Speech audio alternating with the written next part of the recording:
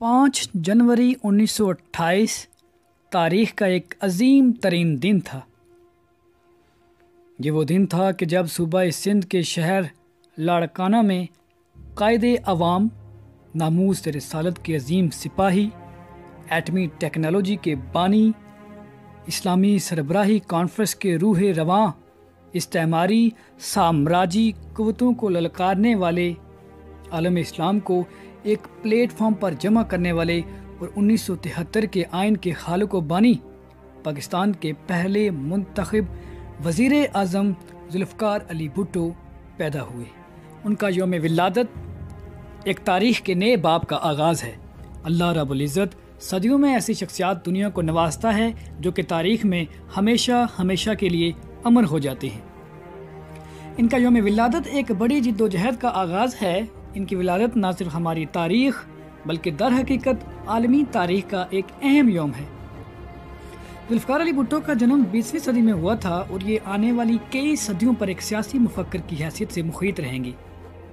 हम खुशकिस्मत हैं कि तिब्बी ज़िंदगी ख़त्म होने के बावजूद इनके जलील क़दर अफ़कार और बुनियादी दस्तावेज़ात ने हमें मुस्तफ़ीज़ किया है। बात यही ख़त्म नहीं हो जाती बल्कि ख़ित्ता पाकिस्तान की आवाम की खुशनसीबी है कि उन्हें भुट्टोइज़्म का हथियार हासिल है। ज़ुल्फ़िकार अली भुट्टो ने दरमांदा कौम को ना सिर्फ जीने का हौसला दिया बल्कि अपने हकूक़ की हसूल हकूक़ तक जारी रहने वाली जंग का शऊर बख्शा। आमरे वक्त के सामने सर ना झुकाते हुए वतन दुश्मन इस्तेमारी कुव्वतों को ललकारते हुए और मादरे वतन को कुरूने वस्ता के दौर से निकालकर अहदे जदीद के तकाज़ों से हमकिनार किया। इनकी आवाज़ करोड़ों की आवाम ने सुनी। बनी नूए इंसान ना सिर्फ बराबर हैं बल्कि वो ममलकत खुदा के वसाइल और मौक़ों में भी बराबर के हिस्सेदार हैं। उन्होंने एक दफ़ा आवाम से खिताब करते हुए कहा कि ये अल्लाह ताला की मर्ज़ी नहीं कि आप गरीब रहें, आप गरीब मरात याफ्ता रहें और शब व रोज़ की ज़रूरियात से महरूम रहें। अगर ऐसा है, वो यकीनन है, तो आप फिर मुत्हिद हो जाएं और उठ खड़े हों और एक लड़ाई को फतह से हमकिनार करें जहां बातिल की साम्राजी कुव्वतें सर झुकाकर ना सिर्फ अवाम के हकूक़ तस्लीम करें बल्कि सदियों तक इसके इस्तेहसाल की जुर्रत करने का तसव्वुर भी न करें। ये एक सादा फ़लसफ़ा है। ये शहीद भुट्टो की जुर्रत है। बाइल्फाज़ दिगर यही भुट्टोइज़्म है।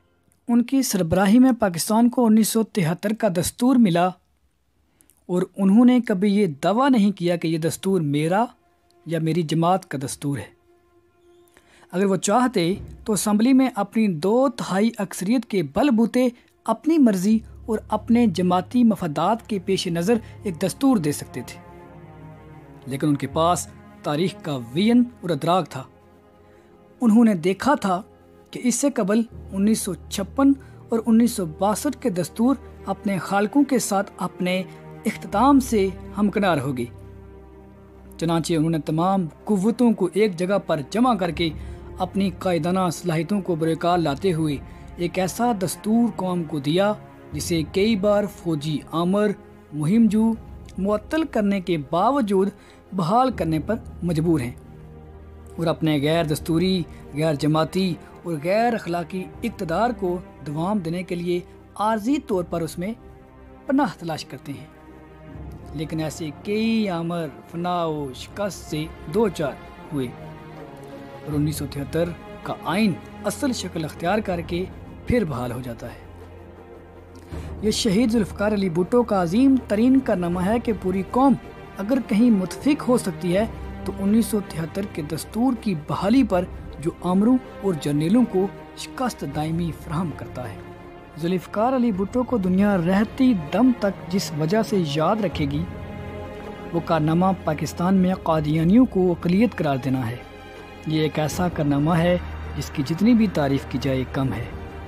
कादियानी वो लोग हैं जिन्होंने हमेशा पाकिस्तान के मफादात को नुकसान पहुंचाने की कोशिश की और आज भी ये खुलेआम पाकिस्तान के मफादात को नुकसान पहुंचाने के दर पे हैं। ये हिम्मत और जुर्रत सिर्फ ज़ुल्फ़िकार अली भुट्टो में ही थी जिन्होंने इनको अक़लियत और गैर मुस्लिम करार देकर न सिर्फ दुनिया बल्कि आखिरत में भी सुर्ख रूही का सामान तैयार किया।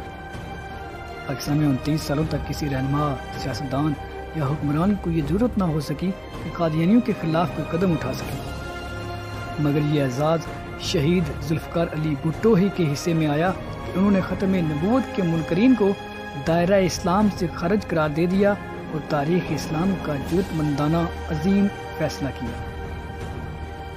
ذوالفقار علی بھٹو کے اس تاریخی فیصلے کو ہر مکتبہ فکر کے رہنماؤں، علماء کرام اور دانشوروں نے سراہا اور اسے سنہری کارنامہ قرار دیا۔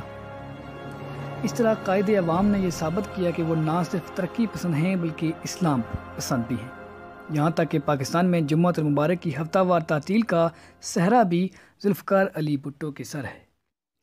مغرب اور امریکہ کی ہمیشہ سے یہ کوشش رہی ہے کہ کوئی اسلامی ملک اس قدر مضبوط اور طاقتور نہ ہو کہ وہ ان کے لیے چیلنج بن جائے۔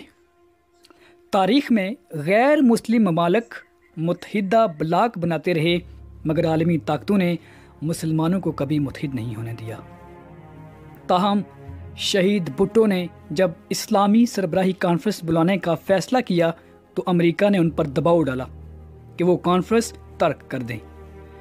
بھٹو نے امریکہ کی مخالفت کے باوجود دوسری اسلامی سربراہی کانفرنس کا اجلاس پاکستان کے دل یعنی لاہور میں کرنے کا اعلان کر دیا۔ امریکہ کی دوسری کوشش یہ تھی کہ کانفرنس کامیاب نہ ہو اور اسلامی ملکوں کے سربراہ شرکت نہ کریں، لیکن دوسری اسلامی سربراہی کانفرنس ہر لحاظ سے اس طرح کامیاب رہی کہ اس میں 38 مسلم ممالک کے سربراہ شریک ہوئے، جبکہ اس سے پہلے جو اسلامی سربراہی کانفرنس رباط میں منعقد ہوئی تھی اس میں صرف 24 اسلامی ممالک نے شرکت کی۔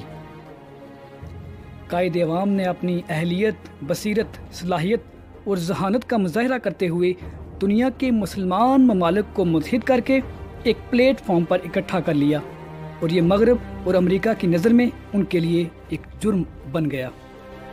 لاڑکانہ شہر شہداء میں زندگی کبھی ساکت نہیں ہوتی، بلکہ قدم قدم پر ایک حیات نو کا پیغام دیتی ہے، اور قرآن کے اس عقیدہ کی تازہ تکرار کرتی ہے کہ شہداء کو مرا ہوا نہ کہو، وہ زندہ ہیں لیکن تم انہیں دیکھ نہیں سکتی۔ بہر طور شہادتوں کی اس تفصیل کے ارد گرد شہید ذوالفقار علی بھٹو کے بے شمار سیاسی اور قومی کارنامے ہماری تاریخ کا حصہ ہیں، جسے کبھی بھلایا نہیں جا سکتا۔